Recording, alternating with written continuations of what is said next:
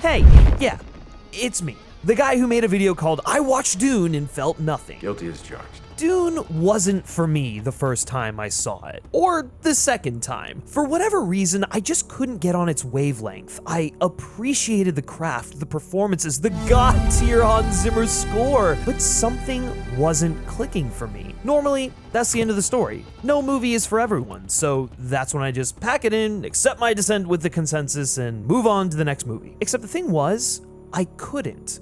Dune tickled something in the back of my subconscious, and I needed to know why. Like the endless flow and beauty of the desert, Dune kept beckoning to me. Even at its driest, there was something so intoxicating, something that sat with me, called to me. On top of all of that, everyone, and I mean everyone around me, was utterly obsessed with the movie, and that universal praise only intensified my obsession. What was I missing? But like Paul Atreides with the Fremen, the answer wasn't going to be handed to me. I had to find my own way to it.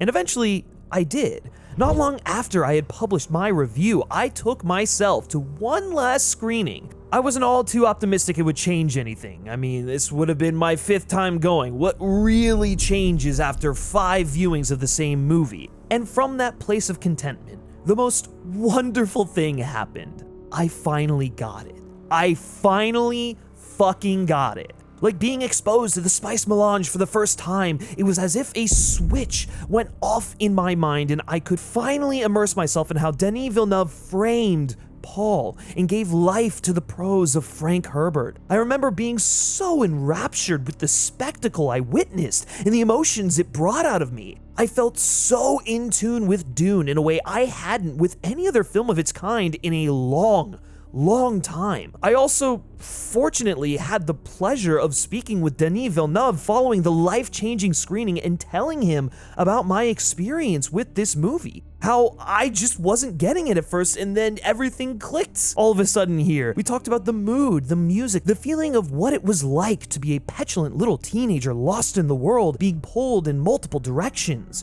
We talked for so long that a line began to form behind me. He thanked me for a thoughtful chat, and I walked off, having finally closed the book on my beautifully complicated journey with Dune. But as Chani tells Paul as he takes his first steps into a much larger world, this is only the beginning. My Dune obsession has only deepened since then. I've seen it more times than I can count now. I find new things to latch onto with each rewatch, and the Zimmer score, God, it hasn't left my Apple Music yearly recaps since 2021. I'm not even joking. Still, I bet a lot of you who were there in 2021 weren't expecting this to be my reaction to the sequel. But Part 2 is finally among us, and I'm delighted to declare it the science fiction masterpiece of a generation. Beyond taking all of the things I have come to adore about Part 1 and further refining them in ways I didn't even think was possible, it has done what I thought only Christopher Nolan was capable of. It gave me hope for the future of cinema. More specifically, the future of blockbuster event cinema. As I sat in my seat for my first screening of many, as the spice flowed over me, as I became attached to these characters and teared up at the sheer grandeur of it all, I couldn't help but be taken back to when I was a teenager. When films of this size and scale swept you off your feet and consumed every single thought and emotion. When blockbuster cinema meant something. Dune Part 2 is a generational film, the rare release that reaffirms why I believe in cinema. It's something you can't find almost anywhere else. So while Dune Part 2 is a dense, topical, political, philosophical, and poignant epic, it's also an emotions-forward film that lingers in the mind and reminds us of a time in our lives when we faced uncertainty, pain, and love in their rawest form. Like its predecessor, it's a film that demands to be felt first and foremost. That's something I didn't get with Part 1 until I stopped trying to figure it out and surrendered to its emotional pull. And it's why this sequel hit me in such a profound way right off the bat. I let it whisk me away on a journey. And what a journey it was. But first, we must go on a journey for ourselves, thanks to this video's sponsor, Scentbird. You know them, you love them. Scentbird is a fragrance subscription that lets you choose a new designer fragrance to try every month for just $17. You don't have to spend a total of 1.46 million 62 salaries on designer fragrances if you try Scentbird. They have over 700 perfumes and colognes from brands like Gucci and Prada, as well as indie labels like Skylar and Confessions of Rebel. Every month, you get to pick what you want to receive, so there are no surprises or luck of the draw type deliveries with your subscription. This month, I received Dolce & Gabbana's Pour Homme Rojas Elysium Eau Intense, and my personal favorite, Zero Icon's Chrome. This fragrance, oh man, I'm gonna be wearing this one. This one smells really, really good. It captures the essence of raw, unapologetic strength, blending bold and robust notes that resonate with the true essence of one's identity. That's what's on the back of the card here. But all that aside, it has notes of bergamot, pink pepper, geranium, vetiver, and cedarwood. And I don't really know how to describe it other than it's just like a manly, rugged scent. So when you pick that up, think of me, because that's what I smell like. The great thing about Scentbird is with each fragrance, you'll get a 30-day supply so you can try out scents before committing to a full-size bottle, and you can pause or cancel your subscription at any time, making it a hassle-free experience. So what are you doing? Give Scentbird a try. Use my coupon code FilmSpeak for 55% off Scentbird. That's just over $7 for your first month for customers in the US and Canada. Again, use my coupon code FilmSpeak for 55% off at Scentbird, and thank you so much to Scentbird for sponsoring this video. The crazy thing about Dune is, once you've experienced the story, whether it be through reading the original novels or watching these movies, you see how truly influential it is. I know that sounds a bit like stating the obvious, but seeing the inspiration for George Lucas's Star Wars prequels, films that were so instrumental in my love of film early on in my life, gave me a rush I haven't felt since I saw Revenge of the Sith as a 5th grader back in 2005. The entire time watching, I couldn't help but think that some kid is going to go into Dune Part 2 and have that exact same life-changing experience I had with episodes 2 and 3 of Star Wars, and it made me deliriously happy. Like, that's what cinema is about, man. That's the power of movies. But if we're being honest, Dune Part 2 is like a refined, sophisticated, flat-out better version of the tale being told by Revenge of the Sith, and the latter is a movie I already love, in case you couldn't tell already. We're getting to see an auteur operate at the top of his game just like Lucas did. Every tool at his disposal to create the story he feels in his soul. We're able to see these epic stories of corruption, political intrigue, and societal upheaval, these literal worldwide themes and galactic stakes, but connect to them because of their protagonists. Through Anakin Skywalker and Paul Atreides, we get to see the makings of a chosen one. With Anakin, we then see his unmaking as a prophet of doom, and it seems all but assured that the story of Paul Atreides will head down the same path of broken promise and tragedy. I mean, it literally happens at the end of this film. We all know the story of Darth Vader at this point, and with Paul, the corruption comes from similar external forces. Paul is this person who sees multiple futures all at once, multiple directions his life could take. He gets glimpses of them all, is torn apart by them, conflicted as to what the answer really is. And it's all because he's being pulled in a million directions by so many others. He comes from nobility as the heir to House Atreides, and in so being is incredibly important, destined to be a leader. On top of that, he's the son of a Bene Gesserit, a son, I might add, who was born against the wishes of the Bene Gesserit themselves by a rebellious mother in Jessica, trained in their ways, burdened by the power instilled in him, and he didn't even ask for. He's not just important because he's the heir to House Atreides. He's important among the entire Imperium because he may or may not be the Kwisatz Haderach, the chosen one, and his mother has certainly done nothing to dissuade him of that notion, leading him towards the prophecy from the day he was born. Paul is then thrust into a role where he thinks he's forging his own destiny, that he knows better, that he is better than what's come before, and that deluding these people into believing in a manufactured prophecy is not the way to get what he wants. And yet, Whether he's called their messiah, their ruler, or their dictator, Paul contradictorily believes he must lead the Fremen in order to avoid a prophecy that specifically foresees him as their leader. He tries to lead them away from himself in a roundabout way, only managing to cement himself as the guiding star of the Fremen instead. Paul's mother is a high-ranking, manipulative, religious zealot, his father a duke. Like most teenagers, he doesn't want to admit that he's more like his parents than he realizes. In typical teenage fashion, he tries to act above it. But like all people, we eventually grow to realize that the similarities are there and often ingrained within us. That's the part that feels real and relatable, a naivete which Frank Herbert weaved into the fabric of his story and that captured the imagination of a young Denis Villeneuve.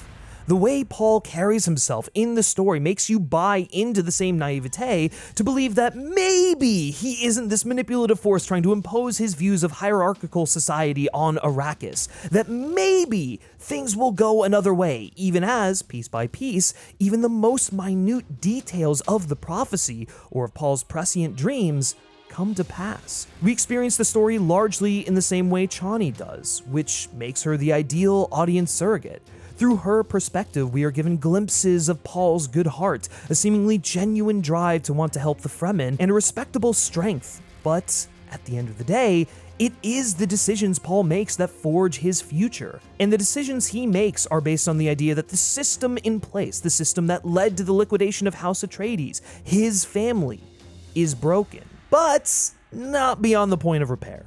Paul is incapable of recognizing that maybe the very nature of the Imperium is the problem. Like the arrogant adolescent he is, following in the footsteps of many who've tried before him, he is the solution, and only he can fix the system the right way. He asserts that he does this for the Fremen. He even makes himself believe this. But really, he aims to make things the way he wants them to be. Sounds an awful lot like a dictatorship to me.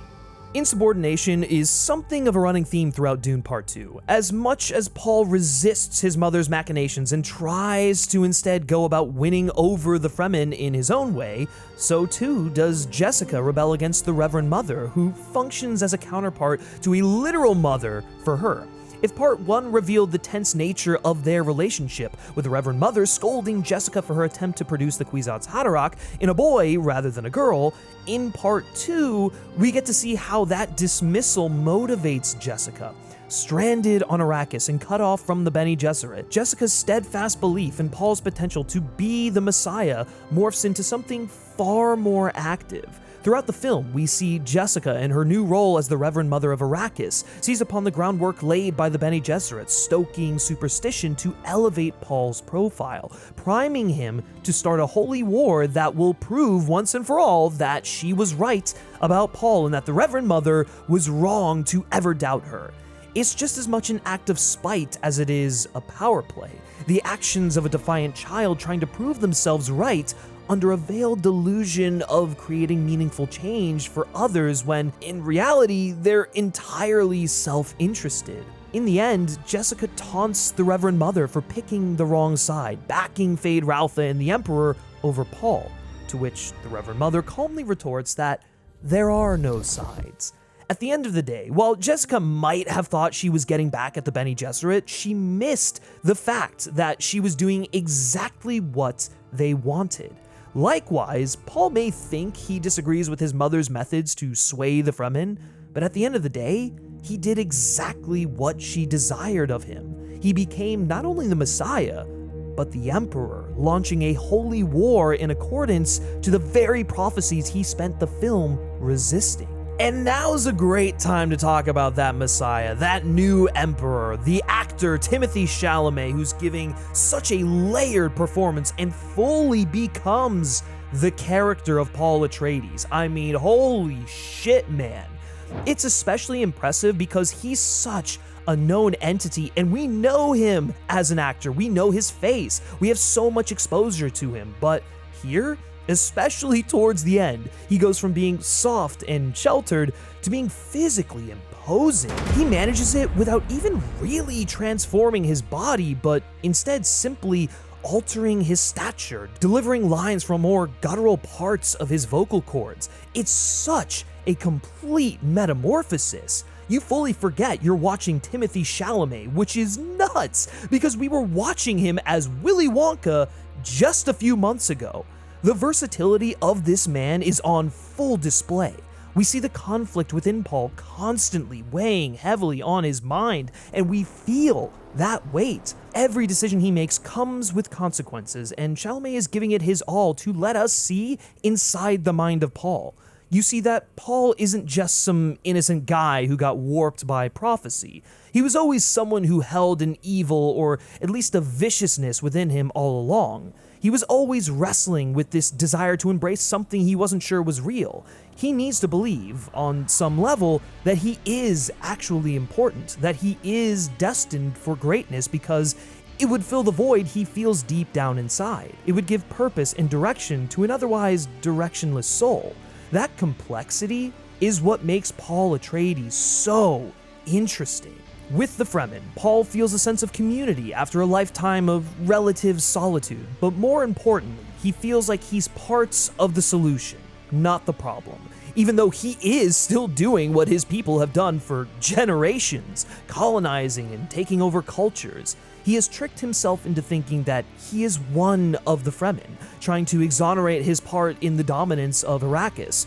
But it doesn't serve the Fremen to then go around saying he's Fremen. Paul feels as though he has earned the respect of the Fremen people just by learning their ways, putting himself in a position where he can sway the non-believers in the prophecy to accepting him as Fremen, and eventually leading them against the Harkonnens. He takes the name Paul Muad'Dib Usul. Usul being the name the Fremen give him, which he willingly accepts until he becomes corrupted and changes it back to Atreides, as a means to lord power over the Fremen. He breaks his own delusion to stand above them, not alongside them, beyond them, not as one of them. What at first seems like a curious name due to it being derived from the small desert mouse that scurries across the sands of Arrakis, soon makes sense when you realize that they create their own water and points the way. The desert is a clean landscape of endless possibilities, where the smallest and most unassuming of creatures can become something great. Paul needs the desert and its people to create his own water, his life force. But the problem is, it's only for Paul. He can't reconcile his role as the Lisan al-Gaib with the egalitarian nature of Fremen culture. They are inherently at odds with one another, and even when he tries to downplay the possibility that he is the Messiah, an unequal dynamic persists because Stilgar and others continue to not only believe, but insist that he is the Lisan al-Gaib.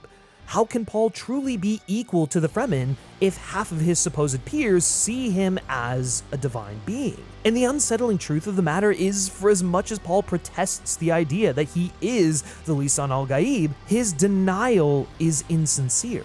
Sure, Paul isn't totally down with the manipulation of the Bene Gesserit, nor does he fully believe he's Kwisatz Haderach, but he wants the Fremen to believe he is so he can harness their desert power in his quest for revenge against the Harkonnens and their emperor. Paul's insistence that he isn't actually the Messiah is nothing more than a ploy to lower the guard of the Northerners who doubt the prophecy, an attempt to convince them that he is just as skeptical of all the religious fanaticism so that he can earn their trust and perhaps even win their devotion. That isn't to say Paul's admiration of the Fremen is entirely disingenuous. No, of course not. He comes to develop a strong, genuine camaraderie with them and develops a desire to be one of them that extends beyond a simple ruse to earn their trust. But this bonding can't overcome his innate colonizer complex, a supremacist worldview instilled in him from the moment he was born the son of a duke, heir to a great house. He comes from a world where all are not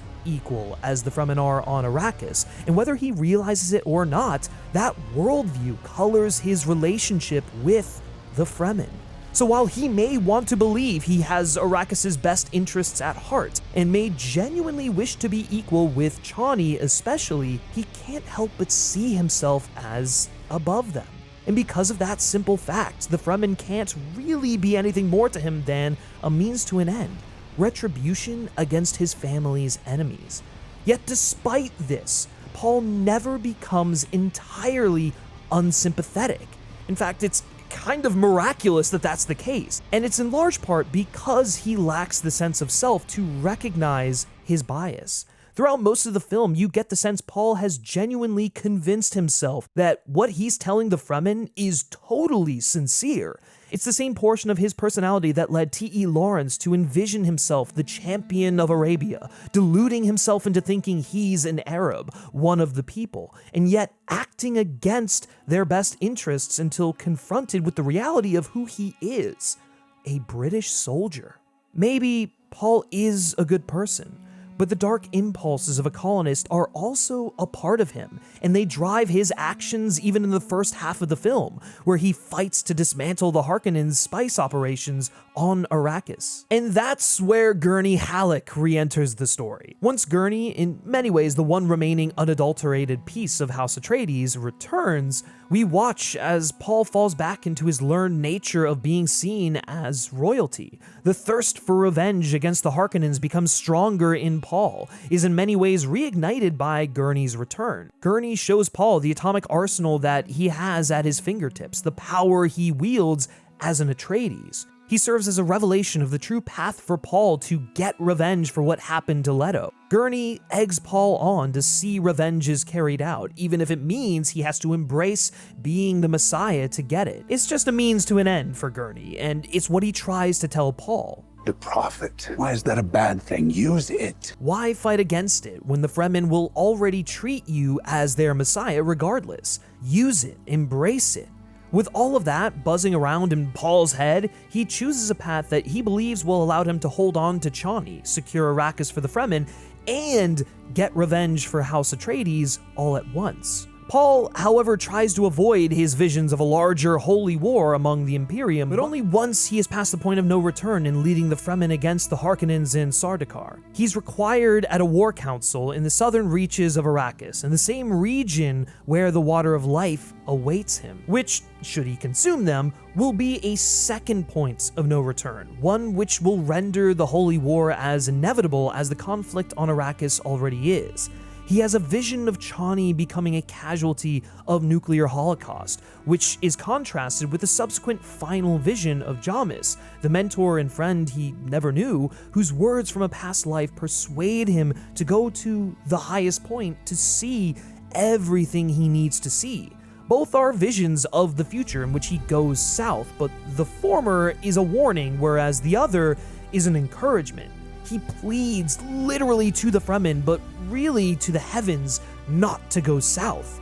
But after the vision of Jamis, he knows that he must, as all would be lost otherwise. He knows that he must drink the waters of life, and he must become, at least in the eyes of the Fremen, the Lisan al-Gaib, even though he fears it and ultimately doesn't even really desire it. Paul becomes a tyrant out of fear that the horrors in his dreams will become a reality. He dwells on them too much, is overwhelmed by them, and loses sight of what's right in front of him as a result. It's meeting your fate on the path you take to avoid it, with the most extreme and dire of consequences.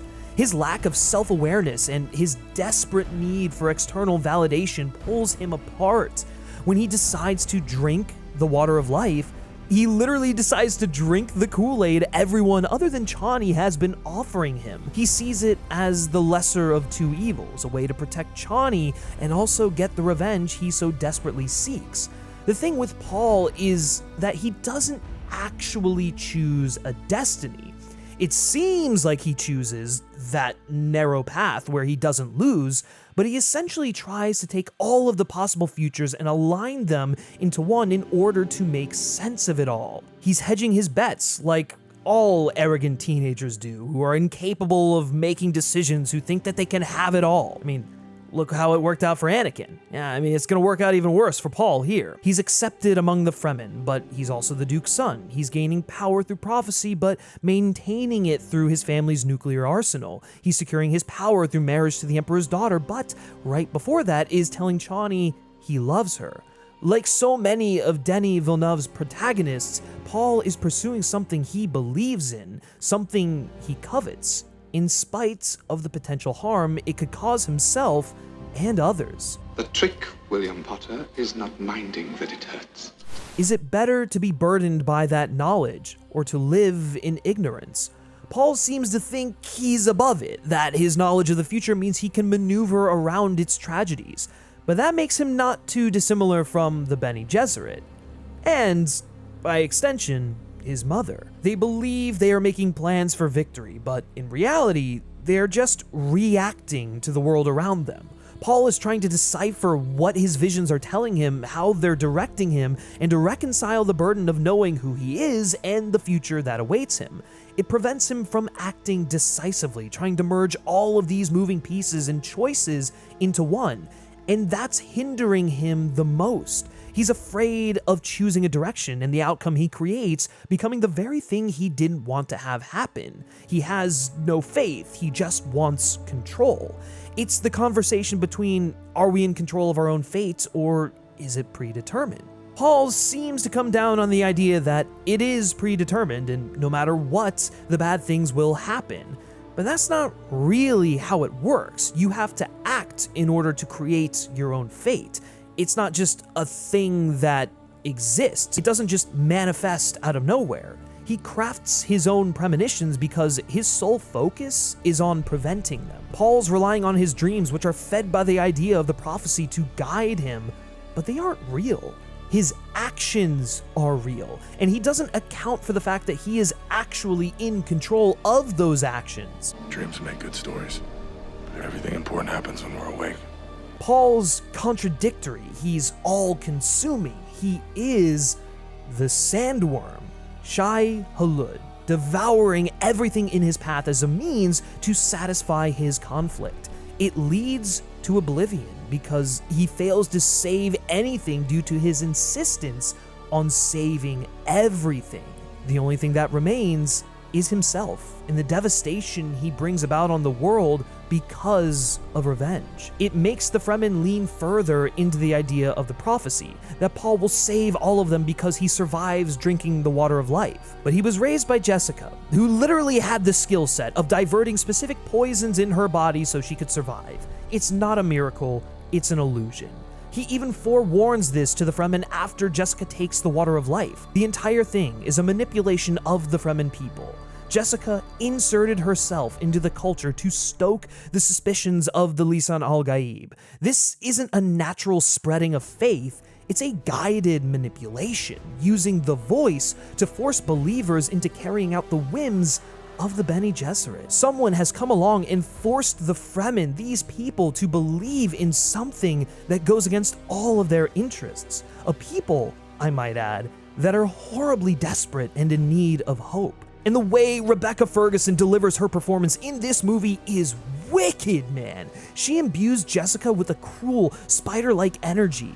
It's unsettling and it really gets under your skin. You feel her influence in almost every scene because, at the end of the day, it is her will that Paul is acting upon. She leverages her unborn child to guilt Paul into doing what she wants him to buy into his role in the prophecy. She forces Fremen one by one into believing in a prophecy that she has helped create and perpetuate.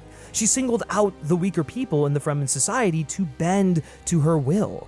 She deludes herself into thinking it's out of protection for Paul, but she ultimately does it for the power that comes with being Arrakis' Reverend Mother. And it also happens to be out of spite for the Bene Gesserit, dismissing Jessica for having a son. She wants the Kwisatz Haderach to be Paul, and so manufactures a scenario in which it can be, while also poisoning the mind of her unborn daughter because, she's drinking the worm piss, and great job, Jessica, Mother of the Year, really killing it. Buried beneath all of the royal houses, prophecies, and witchcraft, Dune is a universal story about a child who has been tricked into living someone else's life as directed by their parents. He's gaslit by his religious zealot of a mother into adopting her worldview, into following the path she's laid out for him, despite knowing deep down that it's not something he himself wants. Beyond being a relatable story about controlling parents, it's also a timelessly relevant story about the way rulers are created, the little lies they are fed over and over again until it manifests in genuine conviction. and the way faith is then used to instill that same conviction in their subjects. The story, and by extension these films, capture the mechanics of power in all its various complexities. We get to see these twisted morals reach a barbaric zenith in Feyd-Rautha, who operates as the honest reflection of Paul's actions. He directly embraces cruelty rather than trying to run from it or rationalize it. Paul killing Feyd signals the beginning of his own transformation into becoming the same type of shameless tyrant. In his opening scenes, we are able to see the intricacies of how Feyd is shown to the world and what he keeps close to his chest. The arena fight we first see Feyd in gives us context for how he is viewed. In classic Harkonnen fashion, there's a clear narrative of what they want to put forward, a facade of black and white, and underneath it, a much more complex organism that leads into the interior scenes with color, allowing for more nuance, the machinations going on under the surface. Like Feyd's arena fight, it's all a pony show, an exercise in sleight of hand that shows the duplicitous nature of the Baron and his house. Akin to his uncle, Feyd is intelligent, bides his time, and plots. The genius of Feyd, and really Austin Butler's incredible performance, is that in the black and white light of Giedi Prime's Black Sun, he's showy, played more broadly as a psycho, but when you get him out of the light, he can read the room. He understands that perception is everything. The Feyd of the arena is what he wants people to see, because that allows him to play his cards more strategically if everyone thinks he's erratic. He's absolutely brutal and savage, there's no denying it, but he wants you to think he's insane, making decisions on a whim, all the while playing his little game, which is where the real psychosis is. Feyd is the perfect foil to Paul in this respect. Paul is losing control of his life but deludes himself into thinking he's in charge of it, whereas Feyd seems like a loose cannon who, in fact, has meticulously engineered every move to place himself at the foot of the Emperor's throne.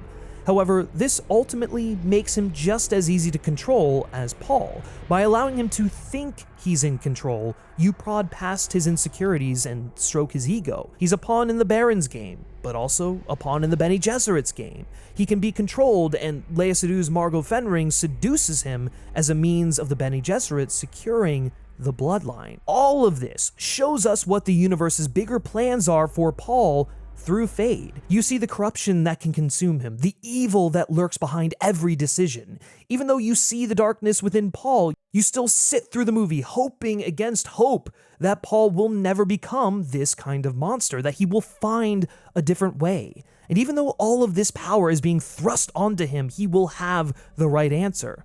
However, when Paul drinks the water of life and it's revealed to him that his lineage is that of the Harkonnens, he opts to act like a Harkonnen, brutal and unforgiving. When he eventually slays Feyd-Rautha in combat, he assumes Feyd's position, becoming no different than a Harkonnen. Paul embraces cruelty and has now become the very thing he's sworn to destroy. Dune contemplates the very idea of leadership and the turbulence it creates, an active, passive leadership in particular, that of a messiah. It's constructed, manipulated, built up early on. But once you've ingrained yourself in the minds of your followers, once they live to serve you, they will perpetuate and uphold your power for you. It's not the same as holding an elected office, creating policy, and earning re-election. If you can come to be seen as a Lisan al-Gaib-esque figure, you have devotees, lives in the palm of your hand. And even beyond that, if you create an institution that frames itself as simply abiding the faith of your subjects by ruling over them, then you have made their faith the law of the land. Organized religion is simply another means of control, a far more nefarious one because of how it tugs on the emotional response of humans. Fremen of the North are driven by their love for one another and belief in the people, not dictated by fear because of some specific dogma like the Southern fundamentalists. That compassion and love for people is organic, deeper. But when that is not the thing driving your crusade, it invariably leads to war. People turn to leaders they don't fully understand out of desperation, manipulation, and false prophecies, but that can only take you so far. The cracks will always form, the illusion will falter. That is why monarchies, empires, and even religious institutions eventually falter and then break. Chani embodies the northern perspective in the film. While many of her northern comrades slowly become convinced of Paul's divinity, Chani stays the course right until the end, making the case that the prophecy is nothing more than a tool to pacify the Fremen into inaction, waiting indefinitely for a Messiah to come and fix everything. This character, Chani, God, I love her so much. She's amazing, and all the changes that Denis made from the original novel could not have been better. She's the beating heart of this film. What I love about Chani is that every moment she senses Paul is starting to go on a bit of a power trip or buy into the delusion himself, she spots it. She holds him back and is hesitant to encourage him in any way. She does love him and sees the kind of man he can be with the Fremen if he accepts that life, but is constantly wary of his actions. She allows her guard to fall at times, to trust Paul because it's what she wants to be true, that he is genuinely there to help fight off a common enemy. But that's why it stings even more when we get to the end and Paul has fully embraced his Messiah complex. She feels so deeply betrayed and can't trust anything he says. Even that he will love her until his last breath because he says that and then immediately goes to court the Emperor's daughter as a means to gain power. He almost preemptively apologizes under the guise of love for her and then does the worst thing imaginable. It breaks her heart.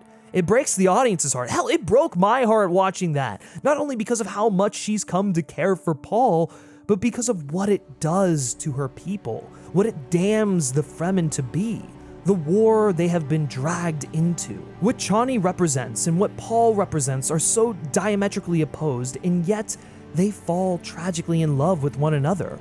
Paul opts to give up his love, in a sense, thinking he'll still have it when the time is right to circle back to it and follow the path of the Messiah. Chani opts to stay true to who she is. She's confident in her sense of self in a way Paul isn't. Paul isn't accepted by the rest of the great houses as emperor because if you take a step back and look at the big picture, it looks like Paul staged a coup for a House Atreides takeover of the throne. So he has to take legions of Fremen to engage in a holy war to ensure his reign holds. Even though he achieved his actual desire. He got his revenge, they eradicated the Harkonnens, the Fremen are now free. But that's not enough. The reason for fighting has been lost in the noise. The Fremen are lost in the prophecy of the Lisan al-Gaib and caught up in the cult of Paul Atreides. Chani's realization that she's being used is complemented by Irulan's story. As daughter of the Emperor, she's someone who's also being used, but is cognizant of it. She's a Bene Gesserit, yes, but the tragedy is that her whole life has been dedicated to continuing her bloodline. It's the Emperor's only bargaining power. Irulan will never rule, will never have any real power. She's nothing more than a thing to be traded. Throughout the film, Irulan gradually awakens to the sad reality that her existence serves the power of the Bene Gesserit machine and that of her father's empire.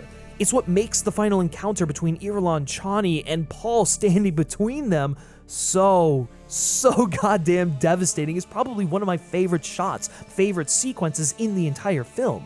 These two women who are being played, and both not only realize it for themselves, they each literally see it in one another.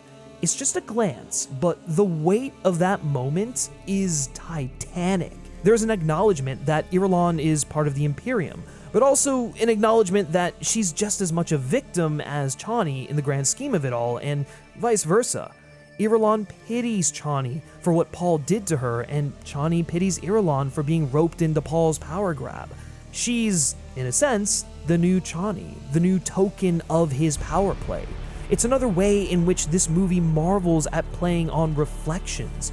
Paul and Feyd, Irulan and Chani, Stilgar and Gurney. Feyd even calls it like it is to Paul's face when he refers to Chani as Paul's pet.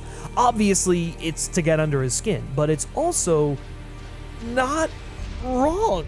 That's ultimately how Paul views Chani, whether he wants to admit it or not. He loves her, yet he infantilizes her. It's his white savior complex, and how he treats Chani is indicative of how he views the Fremen at large. The idea of fear and what it does to those seeking power is prevalent throughout the entire film.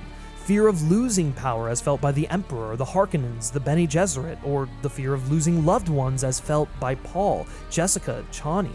The litany of fear asks for emotions to pass over them so that they may be able to think clearly in order to achieve their objective.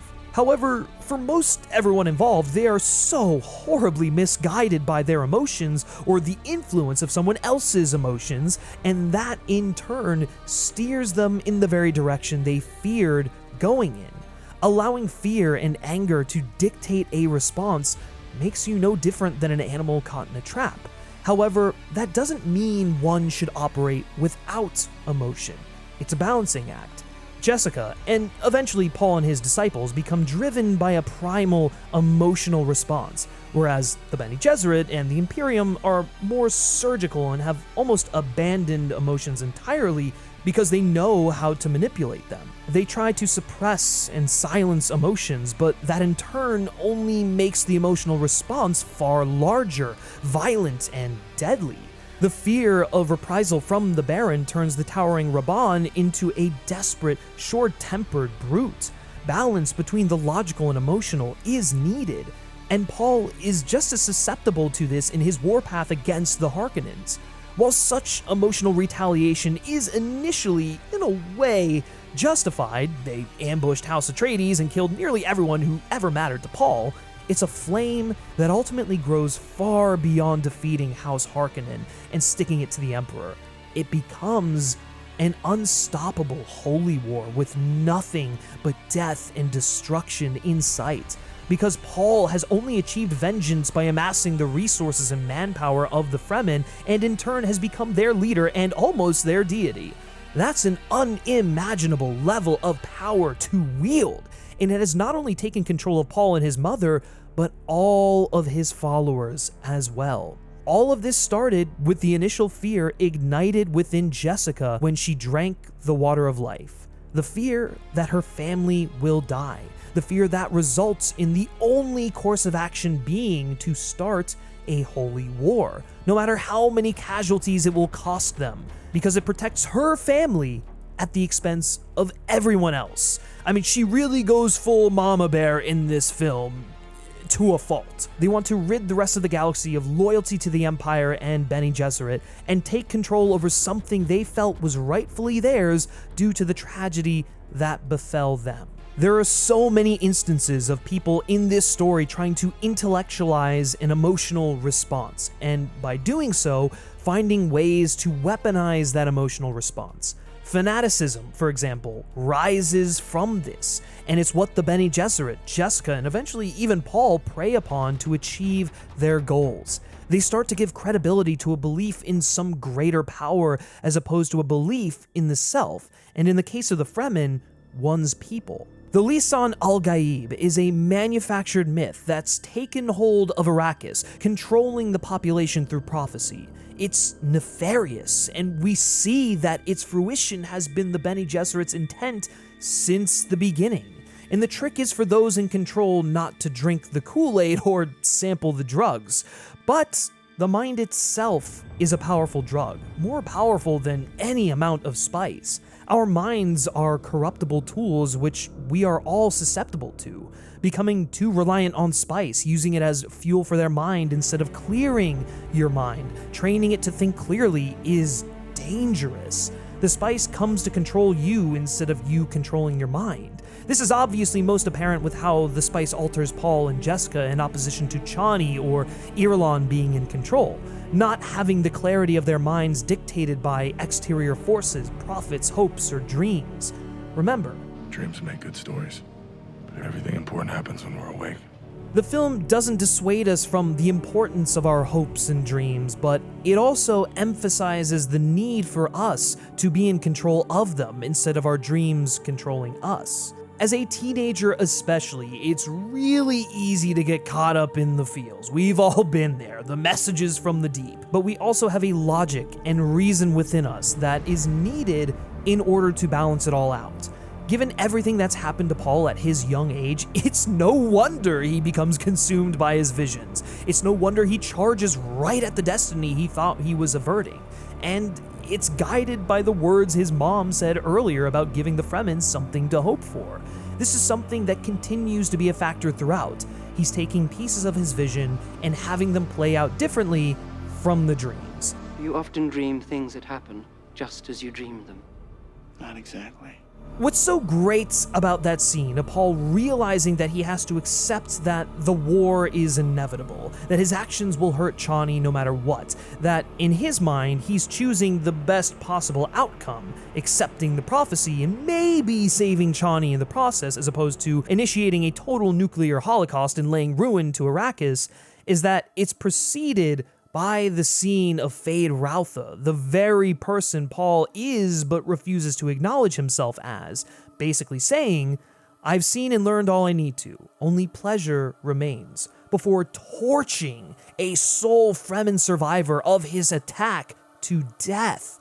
In a way, that's Paul's effect on Arrakis reduced to an exchange of violence between two people.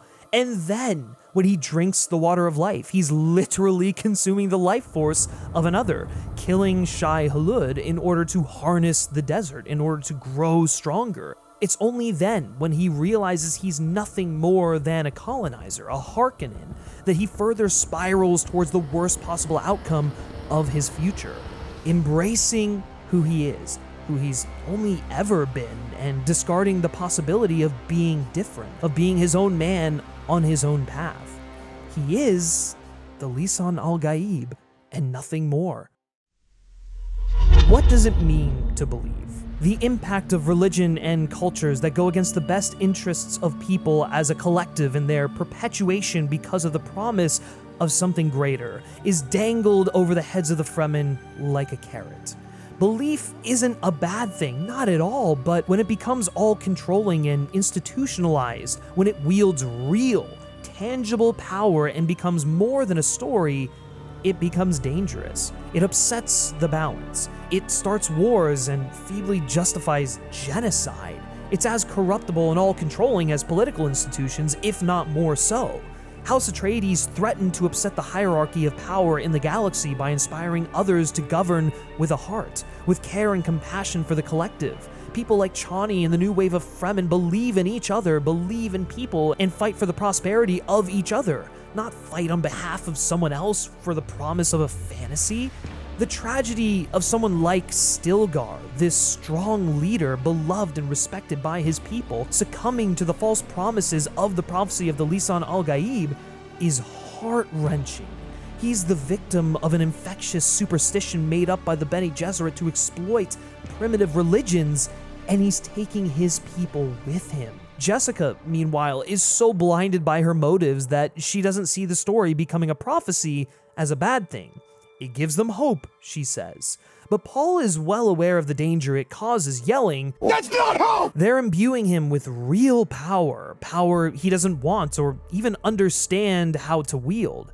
Yes, he harbors anger. Yes, he wants revenge. Yes, he cares for Chani. But the prophecy of Paul saving the Fremen is a lie, used to manipulate a faction of warriors to kickstart an unstoppable tide of violence with no end in sight, that will only lead to death and destruction. This is not how the Fremen become free, it's how they become eternal servants in pursuit of a paradise they'll never see, and one which Paul can never grant them. Dune Part 2 is a film about navigating your feelings, when they betray you and when to follow them. It's a film about the dangers of blindly following leaders, political and religious, and the manipulation that comes into play with people only seeing what they want. It spreads like a cancer into something grander, more dangerous and uncontrollable. Paul cannot contain his own legend by the time he locks blades with Feyd-Rautha Harkonnen. This is a film that is just perfect, man. It's fucking phenomenal. I can't speak highly enough about its atmosphere, It's intoxicating. It sweeps you up. Hans Zimmer is banging out one of the greatest scores of all time. Hell, it might just be his greatest score of all time. And that's saying something considering the dude's body of work. And it just completely envelops you in the emotions, conflict, and the epic tragedy of Paul Atreides. And it is a tragedy, despite how swept up in it we so easily become. It's no mistake that we end this story not on the beginnings of the massive war it led to, but instead on our devastated audience surrogate, having chosen to turn her back on the quote-unquote hero of the story. And what a fucking ending it is, man. God, it's the culmination of nearly 5.5 hours of laser-guided storytelling, all snowballing into this massive point of frenzy that nothing is going to stop this holy war. These people are no longer in a state to be reasoned with. The storm is at the point of no return. You feel the emotional resonance of these choices in those final scenes, a catharsis following one of the most magnificent climactic battles that cinema has quite frankly ever seen. It is rare, it is so rare to get to proudly announce at the start of something that you are seeing a modern masterpiece, a classic in the making. I will never forget what it was like, my sensory experience, when Paul and the Fremen come riding into battle on the Sandworms to engage with the armies and defeat their oppressors. It's a landmark, jaw-dropping moment of cinema.